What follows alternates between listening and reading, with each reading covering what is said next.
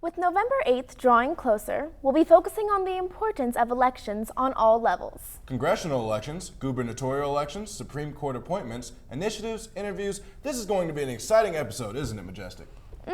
No, but it is an important one. Democracy is a core value of the United States. It's what has set us apart from the beginning. Every election is important. In terms of importance, this one is no different. In terms of everything else, this one is like watching a lumberjack perform heart surgery on a small dog. Are we the lumberjack or are we the dog? We will answer that and more on The World Tonight.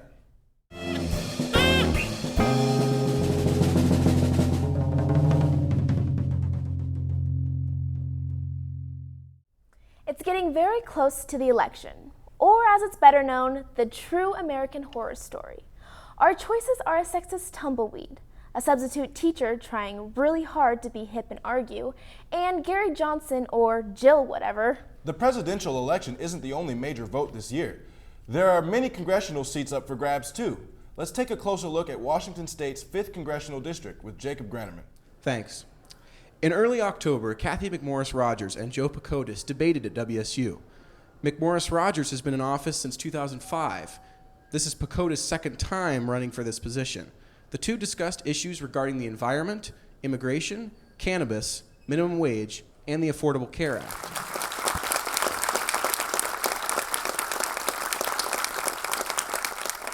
Pacotis developed his leadership skills as a council member of the Colville Native American tribe. He repeatedly stated the current Congress can't perform its basic duties. He says he would help instill a new change in Washington. McMorris Rodgers agreed. She says Congress has been riddled with gridlock, but the real problem is lack of leadership from the Obama administration. In our last episode, we discussed environmental policy, and we'd like to take a look at both candidates' policies regarding the issues. When asked if she believed that human-caused climate change exists, McMorris Rodgers dodged the question and said, quote, "I believe we need to be good stewards," end quote. She argued that the state could double its use of hydropower without having to create any new dams. She said she'll continue to champion hydropower. Since 2010, McMorris Rodgers has served on the House Energy and Commerce Committee. She says she's working with Democratic Representative Jerry McNerney to streamline the hydroelectricity permit process. I believe that we need to be good stewards. And I believe each one of us has an important role to play in that. I was successful in leading on getting legislation passed for small hydropower projects, 10 megawatts or less. Pacotis, on the other hand, says we should rely less on the dams. He says we should remove them since they're no longer used for their original purposes. Pacotis says the country is currently too dependent on fossil fuels. He suggests moving towards cleaner, renewable energy like biofuel. Whether Congress wants to admit it or not, human activity is somewhat responsible for climate change today. We do have hydro energy. We've had hydropower for many, many years. And these salmon runs have been stopped for over 50 years now. But we need to look at alternative sources of energy. There's one dam, the Wanapum Dam down Lower River, that has a giant crack in it. And they had to shut that down for a little while and do major repairs. So once they've reached their useful life, they should be removed. And we need to stop our dependence. We can look at alternative energy sources, like wind, solar. On the cannabis front, Pacotis believes the federal government is spending too much money putting drug offenders behind bars. I do support the declassification of marijuana as a Schedule I drug. Reason being is because it's costing the federal government, actually taxpayers, quite a bit of money to be incarcerating many people of color in that area. Pacotis told the audience his stepfather smoked pot and lived a great long life of being stoned. Because we all know that the best way to connect with college students is to confirm how great it is to get stoned. So I just happened to have a brother that used to smoke marijuana. So he called him up, and he come down, and he become my stepfather's best friend after that. The quality of life that he lived after that was unbelievable. And he had no more pain, and he was able to get out of bed. He wasn't lethargic anymore. However, McMorris Rodgers said that she was concerned about recreational cannabis being legal in 2 states. And we should all be too, considering it's actually legal in 4 states. I have not supported changing, at the federal level, the definition of marijuana. But she says as a parent, she's concerned about young people having access to the drug.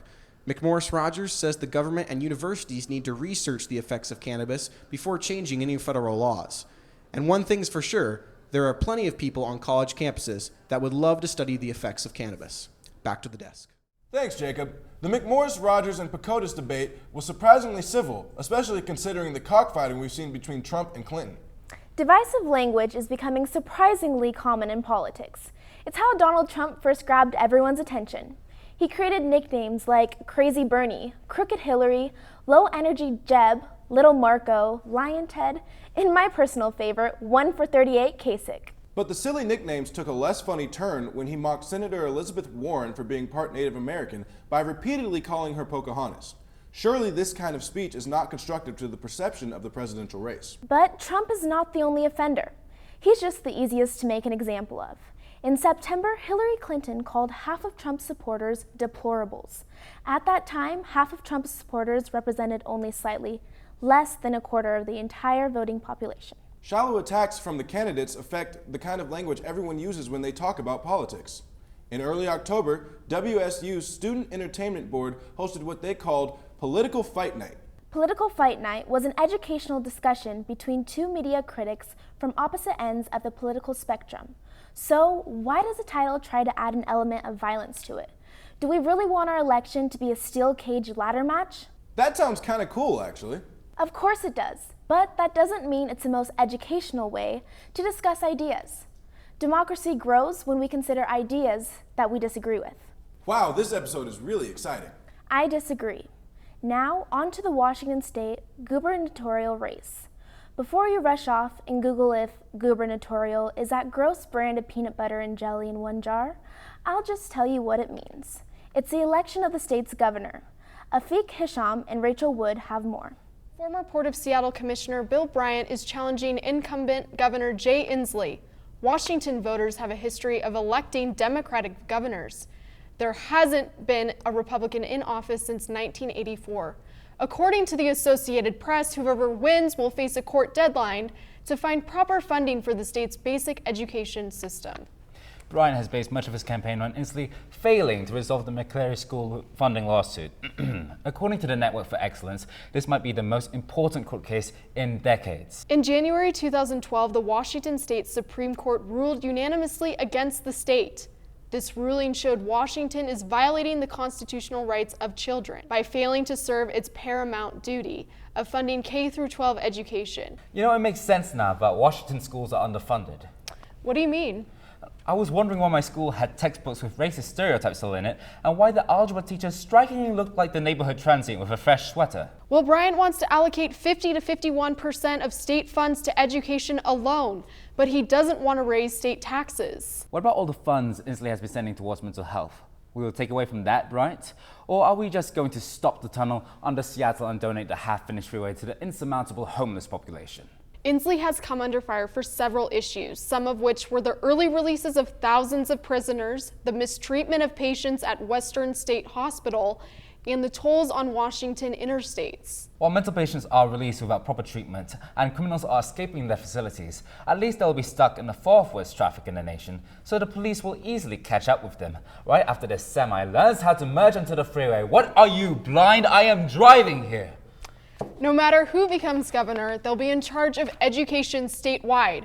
As we all know, children are really gross and sticky for no reason, but they are the future. The education they receive at a young age is vital. Back to you at the desk. Thanks, Afiq and Rachel. Supreme Court Justice Antonin Scalia's death in February threw an unexpected challenge into the presidential race. After the Senate surprisingly chose not to work with the president on appointing a new justice, it was determined that the next president would appoint someone to fill the 9th seat. As much as this seems like a typically mundane government urinating contest, this is a big deal. A 9th Supreme Court justice can tip the scales in a split decision, and so many important Supreme Court cases have been decided by just one vote. The Miranda versus Arizona decision established Miranda rights. D.C. versus Heller upheld people's right to own firearms for self-defense. Citizens United versus the FEC allowed corporations and unions to donate to campaigns completely without limits. Obergefell versus Hodges legalized same-sex marriage nationally. Bush versus Gore decided not to recount votes for the presidency. Bush went on to win the election after having less votes than Gore. They were all decided by one vote. One vote matters. Your vote this November will show what kind of president you want and what kind of Supreme Court justice you want. So make it count. But you will see more than just politicians on the ballot this November. The voters of Washington State have several key ballot measures to consider. Let's take a moment to highlight just a few. Back to Jacob Greneman with the initiatives. The first of its kind in the nation, I-732 proposes a carbon tax in Washington State, following the footsteps of our neighbors in the north. This initiative could establish the first direct tax on carbon polluters. What could go wrong? Well, the Washington State Association of Businesses has bankrolled the opposition. The Sierra Club, a national environmental association, has issued a quote, "do not support," end quote, recommendation on this initiative. Also, several of the furthest left-leaning environmental groups in Washington believe the initiative doesn't go far enough. However, the initiative has seen a rise in popularity according to an early October poll conducted by Como4. Another initiative on the ballot this year is I-1433, commonly called Raise Up Washington. It aims to raise the minimum wage to $13.50 by the year 2020. Washington already has one of the highest minimum wages in the country, but supporters argue that it's not enough for those who depend on minimum wage jobs. With the price of a one-bedroom cardboard box in downtown Seattle climbing at an alarming rate, perhaps it's time to make workers more confident in their purchasing power. Similar measures passed in SeaTac and Tacoma. This initiative proposes a raise higher than either of these. That cardboard box is looking more attractive by the second. I hear it's got a great view of the real Seattle you hear so much about in edgy music videos in your friend's Tumblr. This November, Washington voters will be able to vote on gun legislation as well. Initiative 1491 proposes that families take matters into their own hands. The legislation would allow families to file for a court order if they feel a family member is in danger to themselves or others. Opponents of this bill, namely the NRA, see the bill as an infringement on the Second Amendment rights. Proponents of the measure include Arizona Congresswoman Gabrielle Giffords. She became a major supporter of the gun legislation after being shot in the head in 2011. While it's no mystery that something has to be done about gun violence in America, Washington State voters will have to decide if this measure is choosing the right fight. In our final ballot measure spotlight, we're taking a look at Initiative 735. If passed, this initiative urges the congressional delegation from Washington to either introduce or push for a constitutional amendment concerning corporations and freedom of speech. The 2010 Citizens United ruling considers money to be a form of protected free speech. This decision has translated into corporations and unions funneling virtually unlimited sums of money into campaigns. Soon, candidates will have no choice but to wear the logos of their corporate sponsors like NASCAR drivers. This is a largely symbolic vote, as the voters of Washington State alone may not ratify the federal constitutional amendment. Someone should really let them know. Back to the desk. Thanks, Jacob. We have three special guests joining us tonight. James Alsep from College Republicans, Gavin Pilo from WSU Young Democrats, and David McLaren from Young Americans for Liberty. Today I talked with three different student leaders with three very different outlooks on the presidential election. First, I sat down with the president of the Young Democrats. Today I'm joined by Gavin Pilo, the president of the Young Democrats at Washington State University. Gavin, thanks for being here. Happy to be here. So, obviously the youth vote is very important in this election. What has Hillary done to garner the votes of the youth? Well, I strongly believe that young people should be acting as a single issue voter demographic. And if they were to make their own voter bloc, their big issue would be college debt. And Hillary Clinton has done everything in her power to do so. Hillary Clinton's college plan would allow payments towards college loans to be capped at 10% of income.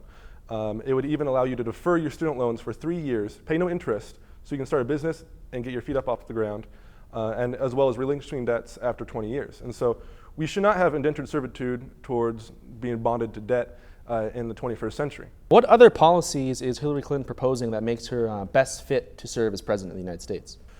Well, I'll be honest with you. My first choice in the Democratic primaries was Martin O'Malley. And my second choice was Bernie Sanders. And Hillary Clinton may be my third choice, but there's a big distinction on the policies for America, and we have to be pragmatic about it. We can either go on the wrong side of history with Donald Trump or the right. I think this includes energy sustainability, and that goes as far as renewables, as well as getting our dependence off of foreign countries for things like oil. On other ones, I think we have to maintain universal health care. We have to continue with the Affordable Care Act, but also amend it and its problems, such as allowing the government to negotiate pharmaceutical prices. with the industry. And this also goes to, allowing criminal background checks when purchasing guns, or also body cameras for police. If Hillary were to be elected as president, what policies from the Obama administration do you think she should continue forward with, or change for that matter? Well, the Affordable Care Act, like I mentioned, universal health care is something that we are lagging behind. And though Obamacare has given us millions more insured for health care insurance, there's still millions more without. And so that's one area we need to improve upon. And perhaps most importantly, is America ready for Bill Clinton to be the First Lady of the United States? You always ask the real questions. I think that if anyone knows the White House in and out, it's Bill Clinton. So, completely. And now, president of the College Republicans. Today I'm joined by James Alsop, president of the College Republicans. James, thanks for being here. Yeah, of course. There's a lot of things I want to get to, but obviously just on campus with the College Republicans, there's been a good amount of controversy lately. I haven't noticed. And there's kind of been, I've been hearing a lot of conservatives saying, their voices are kind of being shut out and not very well respected. Why do you think we're seeing that? Well, I think that this campus has been very monopolized in terms of campus political free speech for a long time. Since really 2011, but even I would go before that and say probably 2003 or 2004. So College Republicans hasn't really been active on campus. And so I think there's a breaking in or an adjustment period for people to say, hey, free speech doesn't just apply to people I agree with, it also applies to people I disagree with. And so I think people are having a little bit of a tough time coming to terms with that. But I understand why college conservatives feel censored. I understand why they feel like they can't speak their mind all the time. It's hard, because a lot of times we get name calling, we get called racist, sexist, bigots, or whatever, just for disagreeing with the mainstream political philosophy. We have ASWSU officials calling for us to be banned from campus. A lot of people make it very clear that our opinions aren't, I guess, welcome here. But I think what the proper response is just to be strong and to be determined and to not let that kind of thing get you down. Speaking about immigration, how do you think we talk about these more sensitive issues and still be inclusive to both everybody on both sides of the ideological spectrum? Well, I think that the student government has done a really good job in facilitating debates between young Democrats and college Republicans this year. They've been very, very careful to set up those dialogues where they can be productive. Because a lot of times when you're lost in the internet sphere or in the just shouting at each other out on the mall, you're not going to get a lot of productive conversation being had. And I think ASWSU has done a really good job about that, and so I'm thankful they've done that. But I think that people need to, on an individual level, just wait and don't attach a label to somebody's opinion before they actually try to voice it or expound upon it. Looking past this election, going on to 2018, 2020, what does the future of the Republican Party look like? Well, I think that the future of the Republican Party, that's very interesting. It'll be interesting to see how many of Trump's coalition can get into power in the Republican Party. There was an attempt by Paul Nehlen up in Wisconsin, where Paul Ryan is, to win a seat, and he lost 85-15. So it hasn't been successful so far. So we'll have to wait and see where that shift will come. I think that it's not outside the realm of possibility for there to be a four-way realignment, and for you to see the nationalist libertarians, in the Trump camp, and then the neoconservative. Honestly, maybe a three-way realignment with the neoconservatives going to the middle. People there's really aren't very many distinguishable policy differences between Paul Ryan and Hillary Clinton. So maybe they can have their own party, and then the people on the far left, the Sanders and Jill Stein types. So I think some kind of realignment is definitely possible, or a mass exodus of Republicans, Rick Wilson, David Brock type Republicans to the Democratic Party. James, perhaps most importantly, I need to know, is Ted Cruz the Zodiac Killer? He's lying Ted, for sure. I don't know. I honestly could not have voted for Ted Cruz. I probably would not have voted for Ted Cruz if he'd won the nomination. Whether he's a Zodiac Killer or not remains to be determined. Many students don't align with either major political party, and neither does our next guest. I'm joined by David McLaren, a libertarian student who's part of a libertarian organization here at Washington State University. David, thanks for joining me. Thank you for having me. So obviously this is a very unusual election by most standards. And one thing has been the third party or alternative push. Why do you think third party or alternative candidates are important to have in election cycles? Well, you look at the candidates this election and you see a lot of dissent among voters among their support. Donald Trump has made some egregious statements and has lost support of a large part of the Republican Party. Hillary Clinton has a long history of some might call corruption and is definitely a career politician, which in the primaries people were trying to get away from. We saw the rise of Bernie Sanders, and that was part of the reason why Donald Trump had his success, because they were not career politicians. And obviously, alternative candidates have struggled in the recent past, but like you said, due to the division and ideological differences, do you think we'll see different numbers, a different result in this election? The problem with this election is that people aren't really happy with the options presented to them. So third parties, and especially in this case, present another alternative. Gary Johnson, the Libertarian candidate, is a combination of fiscally conservative, financially responsible, but at the same time socially accepting. And I think that appeals to a lot of voter base. A recent Gallup poll said that 42% of Americans are registered as independent voters, only 26 as a Republican and 29 as Democrat. So that tells me, when I look at that people aren't happy with either party. Why are we only represented by two main parties then on the national level? Lastly, and most importantly, is Gary Johnson higher than his chance of becoming president? Well, Gary Johnson has said that on the political campaign, and if and when he is elected president, he will not smoke marijuana. He does not believe that the American people deserve that kind of president. So I think his chances of being elected are quite higher than he is. There we have it. Beyond voting for president, congressional elections are taking place. Afiq Hisham and Rachel Wood join us again to explain. The presidential election may be the most widely covered race this cycle, but it's not the only important office up for grabs. 469 seats are open in Congress. That's all 435 seats in the House, along with 34 seats in the Senate. This is 88% of all seats in the federal legislature. Regardless of the outcomes, the next Congress will have a lot of important legislation on its agenda and a possible Supreme Court confirmation from the Senate. Prominent members of Congress are in tight races to keep their seats. Some are even stepping down. Senate Minority Leader Harry Reid is stepping down after serving 15 consecutive terms in Congress. He vacates an important seat for Democratic leadership in the Senate. Republicans Paul Ryan and John McCain are both facing strong opposition in their races, despite their prominence in the party. Donald Trump has branded them both as disloyal. Florida Senator and 2016 presidential candidate Marco Rubio is also seeking re-election after making numerous claims that he wouldn't be seeking another term. Democratic Representative Patrick Murphy is challenging Rubio after serving 2 terms in the House. In Washington State, Democratic Senator Patty Murray is seeking her 5th term. She's defending her seat against Republican challenger Chris Vance. While Washington looks to remain a blue state, other states remain on the fringe, possibly going either way. Republicans held a 10-seat lead over the Democrats in the 114th Congress, but Democrats are looking to significantly cut that lead and possibly take the majority.